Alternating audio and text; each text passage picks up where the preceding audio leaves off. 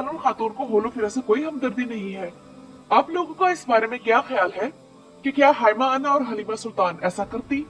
और राइटर्स ने वैसे जानबूझकर मलून खातून को ऐसा स्क्रिप्ट दिया ताकि जब वो जाए तो मद्दाहों को ज्यादा याद ना आए। वैसे यिल्दीज चागरी ने अब कुर्रश उस्मान का ऑफिशियल इंस्टाग्राम अकाउंट भी अनफॉलो कर दिया है। तो इसका मतलब ये है कि एक या दो किस्तों के अलावा अब हम मलून खातून को नहीं देख सकेंगे। और अगले एपिसोड से याकूब बे की एंट्री भी होने वाली है और उसके साथ सादत खातून भी नजर आएगी। याकूब बे के दोबारा एंट्री के बारे में तो शायद मैंने आप लोगों को 2-3 हफ्तों पहले ही बता दिया था, जबकि सिनेरियो भी इसी तरफ इशारा। अस्सलाम वालेकुम रहमतुल्लाहि व बरकातुहू। जी नाजरीन, कैसे हैं आप? ठीक हैं? मुझे उम्मीद है कि आपका रमज़ान खैर वाफ़ियत के साथ गुज़र रहा होगा। तो आज हम एक शार्ट सी वीडियो देखते हैं कुर्रश उस्मान का जो एपिसोड 156 आ रहा है, तो उसमें क्या कुछ होने जा रहा है। तो बहुत ही नई अपडेट है, तो वीडियो ज़रूर देखें। शुक्रिया। चलते हैं वीडियो की तरफ। की वीडियो कुर्रश उस्मान के बारे में है, जिसकी इस बार की किस्त वाकयात से भरपूर थी। हर किरदार के मामले में एक एडवांसमेंट नजर आई। उधर एतरानौस करा भी फतह हो गया और इमरान तगीन को भी अलविदा कह दिया गया। जबकि आने वाली किस्तों में इज़्निक और बुरसा की तरफ फौजी मुहिम शुरू करने का सुनकर एक्साइटमेंट और भी बढ़ गई है। और इस किस्त के बाद से कुर्रश उस्मान ऑफिशियली टर्किश ड्रामास की तारीख में सबसे ज्यादा किस्तें रिलीज होने वाली सीरीज बन चुकी है। इससे पहले ये पोजीशन पाया तख्त सुल्तान अब्दुल हमीद नामी ड्रामे को हासिल थी। और आज की वीडियो में हम बात करेंगे कि क्या कॉनर एल्प वाकई गद्दार है।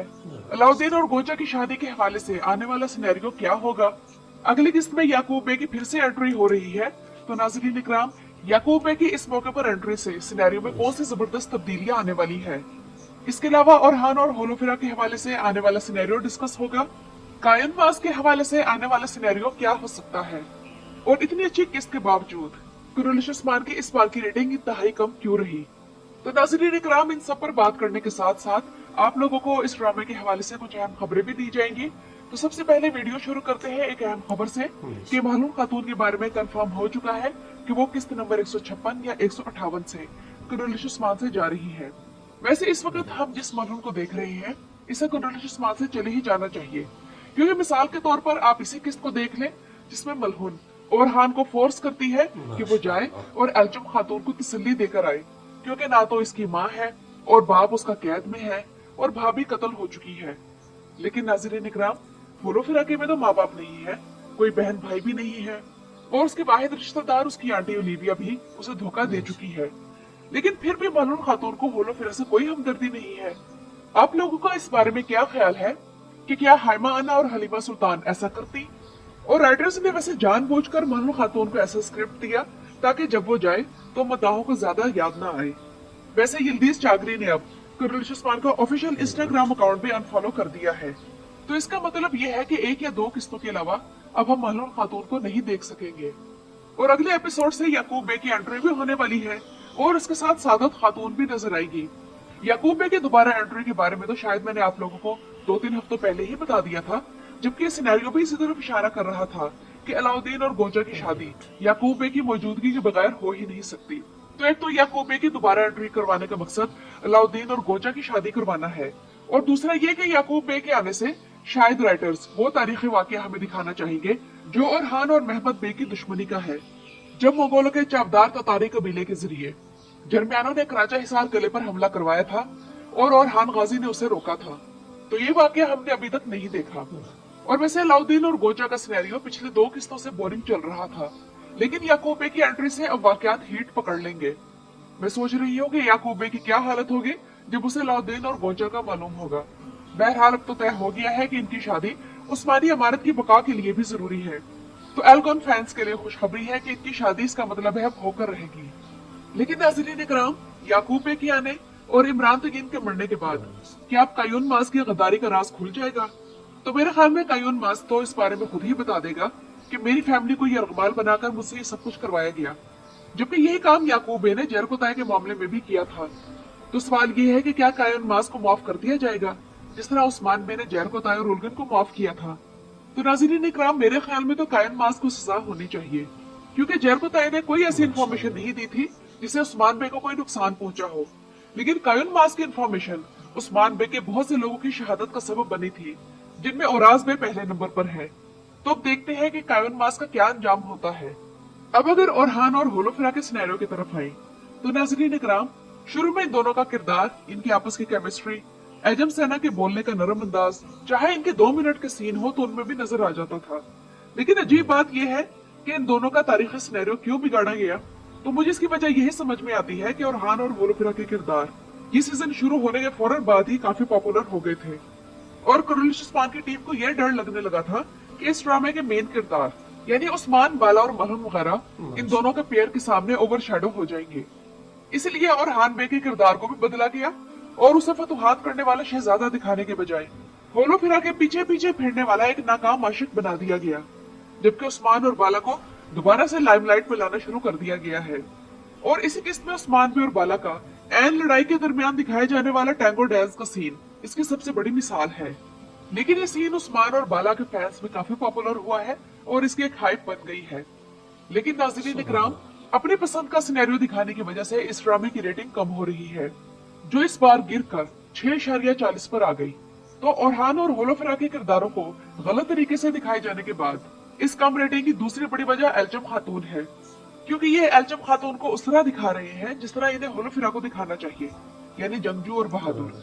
लेकिन एल्चम खातून के आने से होलोफिरा को साइड लाइन करके तमाम किस्त में सिर्फ 3 या 4 मिनट का 1 या 2 सीन इसके होते हैं और राइटर्स अभी भी इतने कॉन्फिडेंट हैं कि उन्हें ऑडियंस के गुस्से की कोई परवाह नहीं और वो समझ रही है कि उस्मान और बाला के फाइट सीन्स दिखाकर वो रेटिंग ऊपर ले जाएंगे।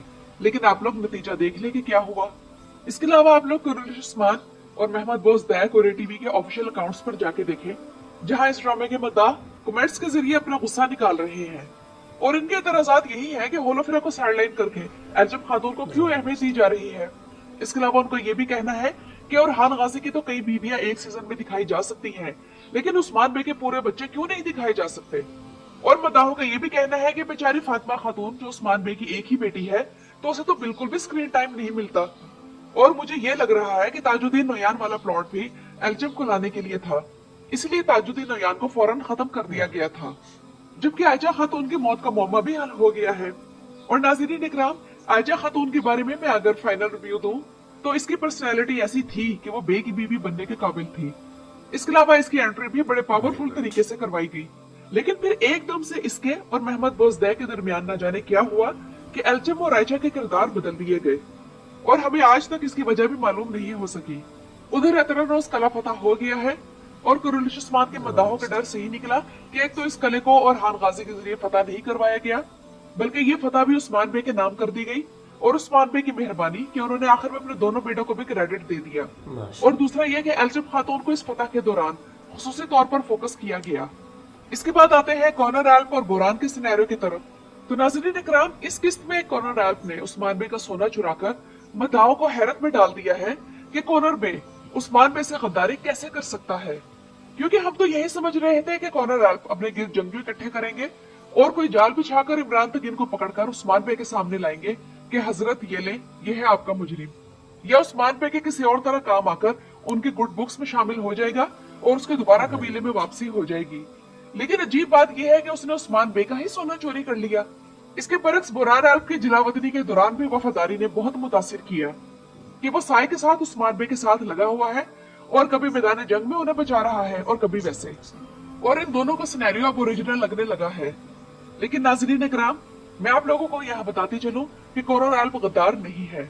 उस्मान बे का प्लान ये है कि जैसा कि आपने किस्त में देखा कि याकूब बे मकीजे को हासिल करने की फिक्र में है और कॉनर एल्प भी मकीजे नाम के इलाके में जा रहा है। तो दूसरी बात यह कि उस्मान बे के आल्प्स ने लड़े बगैर इतने आराम से सोना कैसे दे दिया, और कॉनर एल्प ने उन आल्प से अपने दूसरे जंगजुओं के लिए घोड़े भी ले लिए। तो मेरे ख्याल में ये दोनों की आपस की प्लानिंग इसलिए है ताकि उस्मान बे बुरसा की जो मुहिम शुरू करने जा रहे हैं तो कॉनर एल्प याकूब बे को रोकने में कामयाब रहे और वो उस्मान बे की इस मुहिम में कोई रुकावट ना डाल सके। तो नाज़रीन इकराम, आप लोगों का कॉनर एल्प और बोरान के सिनेरियो के बारे में क्या ख्याल है, मुझे कमेंट्स में जरूर बताइएगा। जी नाजरीन, यकीनन आपको बहुत ही पसंद आई होगी वीडियो, तो काइंडली मेरे इस चैनल को सब्सक्राइब फरमाएं और लाइक भी कर दें। बहुत शुक्रिया। अल्लाह हाफ़िज़।